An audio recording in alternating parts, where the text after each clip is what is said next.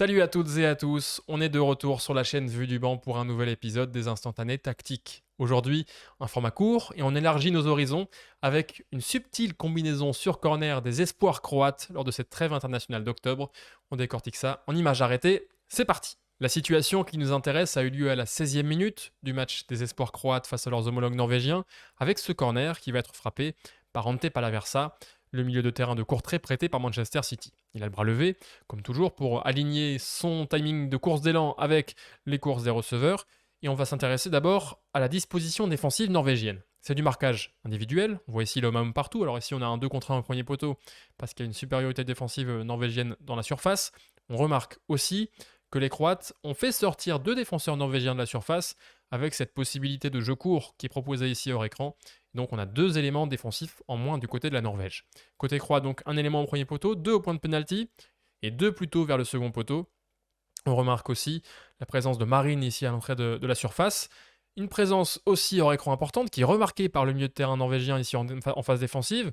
C'est la présence de Sucic, le milieu de terrain de Salzbourg, hors écran, qui est libre et qui va peut-être pouvoir bénéficier d'une combinaison pour se libérer depuis le deuxième rideau.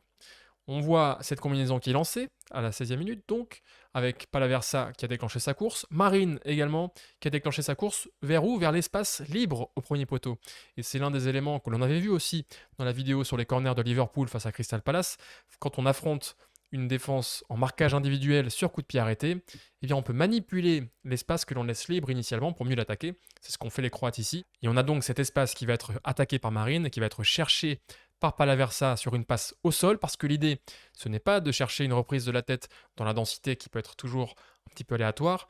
L'idée, c'est de libérer un joueur pour une frappe en position avantageuse sur une passe au sol, justement pour créer une situation optimale de frappe à partir de cette situation de coup de pied arrêté. Et ce joueur, eh bien, ce ne va pas être Marine, contrairement aux apparences, mais ça va être Sucic qui arrive ici lancé. Pourquoi? Parce que Marine, en aspirant vers le premier poteau, il a aspiré son défenseur, son adversaire direct. Ça a libéré une zone beaucoup plus avantageuse pour une reprise, cette zone plein axe à l'entrée de la surface. Et Sucic, que l'on avait imaginé donc en deuxième rideau tout à l'heure, eh bien, qui arrive lancé, course coordonnée avec celle de Marine vers le premier poteau pour être totalement libéré. Et une position de frappe beaucoup plus avantageuse que celle de Marine, parce que si Marine reprend ici immédiatement, c'est un angle fermé. En plus, il est sous pression de son défenseur, même s'il avait pris un petit temps d'avance. C'est pas du tout une situation optimale de frappe, c'est pas ce qui est recherché ici par la combinaison des Croates. C'est bien de libérer Sucic pour une frappe entrée de la surface. On voit qu'il n'y a personne à 5 mètres pour l'embêter. Alors certes, il y a de la densité de joueurs dans la surface qui peut éventuellement contrer sa frappe.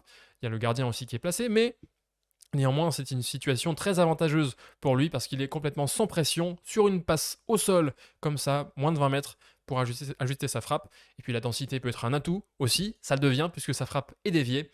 Et elle prend un contre-pied Claesson, le gardien norvégien de Leeds, ici dans les buts des espoirs norvégiens.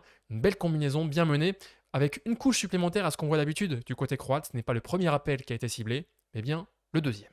Et cette action d'ailleurs fait écho à une autre situation un petit peu similaire qui a été réalisée par les espoirs français face à l'Ukraine cette fois-ci sur un coup franc excentré. On voit ici c'est Amin Adli qui est au ballon. On va regarder d'abord la disposition défensive ukrainienne cette fois-ci. C'est pas du marquage individuel, c'est de la zone et ça donc implique une certaine nuance aussi dans la manière dont les Bleus vont mener cette situation.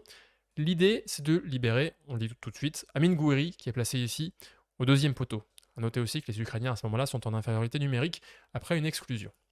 On a donc encore une fois le timing qui est déclenché quand Adli baisse le bras pour caler le timing de sa course d'élan avec celle des receveurs et notamment de Gouiri qui va être ciblé. Et cette fois-ci, il y a aussi l'idée d'un espace à attaquer, c'est cet espace à peu près au point de penalty aligné avec le deuxième poteau qui est laissé libre, en tout cas initialement par la défense en zone des Ukrainiens pour chercher Gouiri et qui va se détacher de la densité de joueurs pour trouver une situation de frappe. Mais face à une défense en zone, c'est un peu plus délicat parce que les joueurs sont chargés, comme son nom l'indique, de défendre une zone.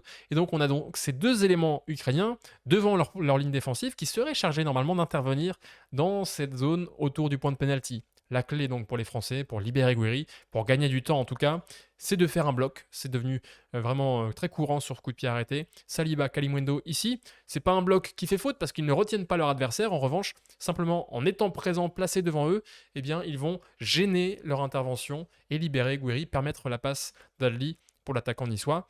Gouiri qui va donc être libéré. Alors là, c'est un petit peu moins avantageux que pour Sucic tout à l'heure du côté croate parce qu'il y a déjà tout de même la pression d'un adversaire direct.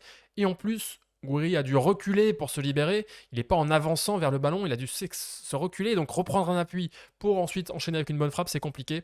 Et la frappe de Gouiri sera contrée, un petit peu écrasée, contrée par un défenseur ukrainien. Donc c'est pas été une situation optimale pour réaliser la frappe, mais les Bleus ont tout de même su, en manipulant la défense en zone ukrainienne, en exploitant l'espace, eh bien libérer une situation de frappe intéressante, en tout cas pour Amin Gouiri, ici avec la passe d'Adli. Mais on va revoir la situation croate pour montrer la deuxième couche qui a été mise. Encore une fois, c'est pas le premier appel qui a été visé. On s'est vraiment servi de Marine comme d'un leurre ici, à la fois un leurre pour attirer l'attention et pour aspirer le défenseur pour libérer un espace plus avantageux. Ici, Marine qui vient donc attaquer le premier poteau sur le corner de Palaversa. Il aspire son défenseur avec lui et ça libère cette zone entrée de surface attaquée par Sucic en deuxième rideau, inaperçu initialement, qui n'est pas jugé dangereux parce qu'il est loin du but, sauf que on arrive à lancer comme ça dans le dos de Marine. Il se libère une frappe dangereuse qui fait mouche et qui permet donc aux Croates de marquer. C'est intéressant en tout cas de voir comment certaines équipes manipulent à la fois des défenses en zone ou des défenses en marquage individuel pour créer des situations de frappe optimales aussi sur coup de pied arrêté et pas seulement chercher une reprise de la tête dans la densité où il y a beaucoup de facteurs un peu aléatoires qui peuvent intervenir. L'avantage des coups de pied arrêtés en phase offensive, c'est qu'on peut prévoir, comme en basket, comme en football américain, des combinaisons vraiment très précises, millimétrées, à condition qu'elles soient bien réalisées en termes de timing, et qui donnent un temps d'avance sur la défense, puisqu'on sait où va aller le ballon et on sait à qui il est destiné, ce que ne sait pas la défense.